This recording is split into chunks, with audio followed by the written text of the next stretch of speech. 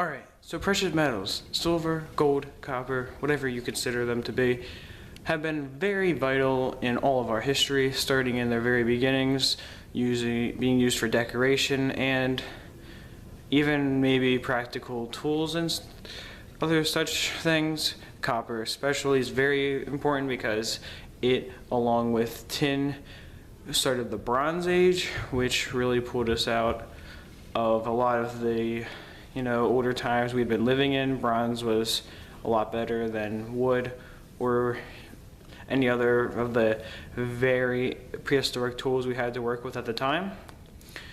Now, copper is probably the most important metal in our history just because of that reason, when gold and silver haven't become important until more recently. So I'm talking about BC times here. Now, silver and gold, very, very luxurious mined, for emperors, kings, queens, and other such royalty, or just general power. You had to be very wealthy to afford this. One such example of a community that used a lot of this was ancient Rome, back before it fell. Trade was flourishing, a lot of silver and gold came in, a lot of stuff was made. A lot of people, especially wealthier people, since currency did exist, were having the silver made for them, or gold or anything really made into these tools.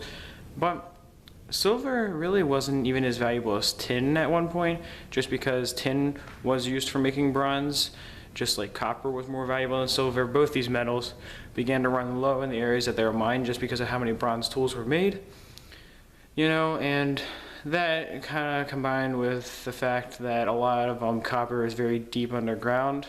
People can, they have no access to it.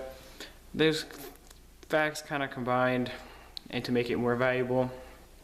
And silver really not that important beyond a decorative use. I mean, yeah, it was very important in history. Silver and gold became more important more recently when they were used to make coins.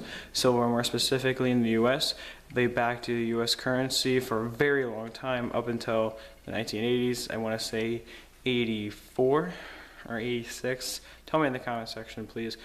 I know that Ronald Reagan is the one that took us off of the silver and gold. So it had to be sometime in the 80s if that is true. But for a very long time, my point is that silver and gold backed up our currency. They were the sole most valuable metal to us back in the 17 and even 1800s, all the way up till 64. And